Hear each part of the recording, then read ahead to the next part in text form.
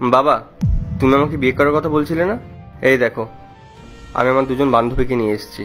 এটা হচ্ছে পূজা, আমার কলেজের বান্ধবী, আর এটা হচ্ছে পায়েল, আমার স্কুলের বান্ধবী। এবার তুমি এদের দুজনের মধ্যে যাকেই পছন্দ করবে আমি তাকেই বিয়ে করব। আর এমনিতেও আমি অফিস ট্রিপে দুদিনের জন্য বাইরে যাচ্ছি।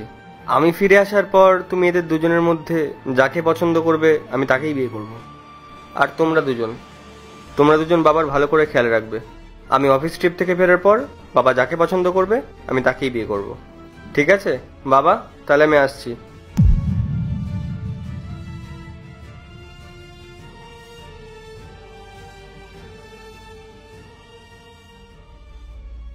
কিছুই না রে, আমি খুব টায়ার্ড ফিল করছি। কি সত্যি? পূজা, পূজা। হ্যাঁ আঙ্কেল, এই আমি তোকে একটু পরে ফোন করছি।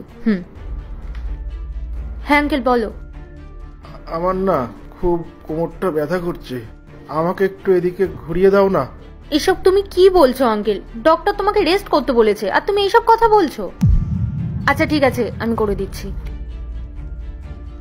ওঠো আঙ্কেল, একটু ওঠো, নিজে থেকে চেষ্টা করো। কি করছো আঙ্কেল? তোর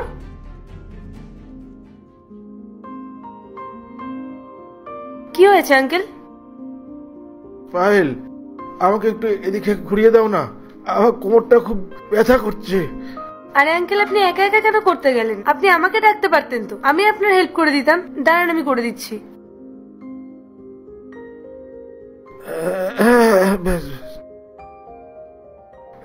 আঙ্কেল, আপনার তো ওষুধ খাওয়ার সময় হয়ে গেছে। আপনি জানেন এখন আপনাকে কোন ওষুধটা খেতে হবে? না। আচ্ছা ঠিক আছে, আমি মনোজকে কল করে জেনে নিচ্ছি।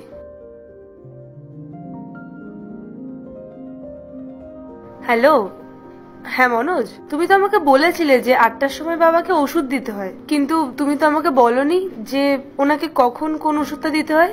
তুমি পাশের টেবিলে দেখো, অনেকগুলো ওষুধ রাখা আছে, সেখান থেকে সাদা লিকুইড ওষুধ যেটা আছে সেটা বাবাকে দিও। ঠিক আছে? ঠিক আছে।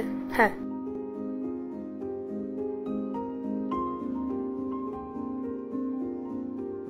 আঙ্কেল, আঙ্কেল আপনার যদি আর কোনো কিছুর দরকার হয় আপনি আমাকে ডাকবেন। একা একা কিন্তু কিচ্ছু করবেন না, কেমন?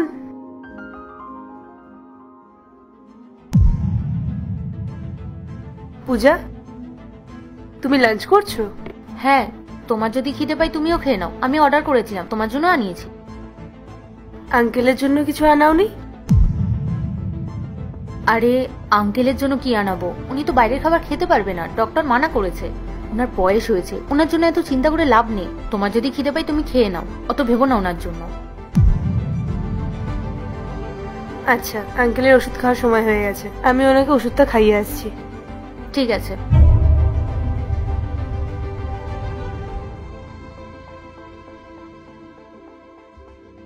আঙ্কেল, আমি আপনার জন্য খাবার নিয়ে এসেছি, খেয়ে নিন। না পায়েল, আমার খিদে নেই, আমি খাবো না। এমন বললে হয় আঙ্কেল? আপনার তো শরীরটা খারাপ, আর আপনাকে ওষুধও তো খেতে হবে। আর কিছু না খেয়ে খালি পেটে তো আর ওষুধ খাওয়া যায় না, তাই না? খেয়ে নিন।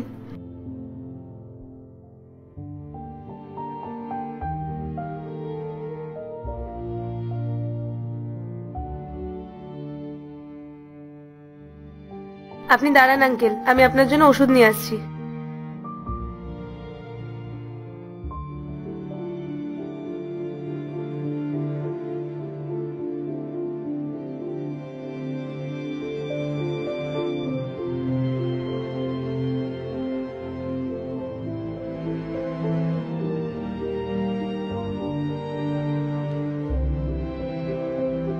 ঠিক আছে, কোনো কিছুর প্রয়োজন হলে আমাকে বলবেন, কেমন?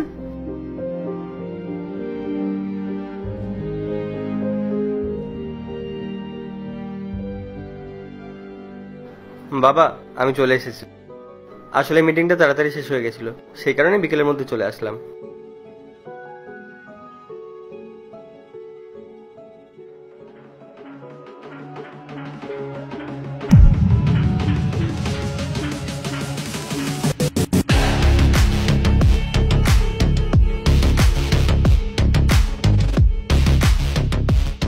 আঙ্কেল, তুমি ঠিক আছো? আমি একদম ঠিক আছি। তাহলে আঙ্কেল এইসব নাটক কেন? আমি তো কিছুই বুঝতে পারছি না। নাটক নয়, এটা আমার আর বাবার প্ল্যানিং ছিল। আসলে বাবা অনেকদিন ধরে আমাকে বলছিল বিয়ে করার কথা।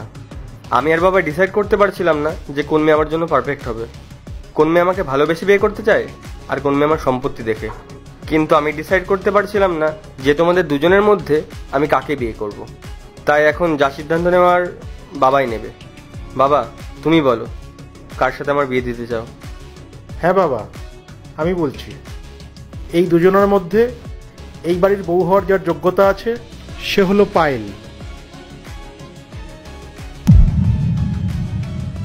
আর পূজা, তোমাকে আমি খারাপ বলছি না, কিছু জিনিস বোঝার ক্ষমতা তোমার এখনো হয়নি যেটা পায়েলের মধ্যে আছে। এই যেমন ধরো, আমায় সঠিক টাইমে খাবার খাওয়ানো, সঠিক টাইমে আমাকে ওষুধ দেওয়া, আমার কখন কি অসুবিধা হচ্ছে সেগুলো দেখা, এই সব কিছু পায়েল জানে। হয়তো সময়ের সাথে সাথে তুমিও শিখে যাবে, বুঝে যাবে। হ্যাঁ আঙ্কেল, আমি বুঝতে পেরেছি। আমি তোমার সাথে যেগুলো করেছি সেগুলো করা আমার একদম ঠিক হয়নি, but I will make sure in future আর এরকম হবে না। তবে মন খারাপ করার কিছু নেই, এই বাড়ির বউ পায়েলই হবে। বাবা, তুমি যার সাথে আমার বিয়ে দেওয়ার সিদ্ধান্ত নেবে আমি তাকেই বিয়ে করব। আর তুমি যখন পায়েলের সাথে বিয়ে করানোর সিদ্ধান্ত নিয়েই ফেলেছো তখন তাই হোক। ঠিক আছে আঙ্কেল, আমি আসলাম।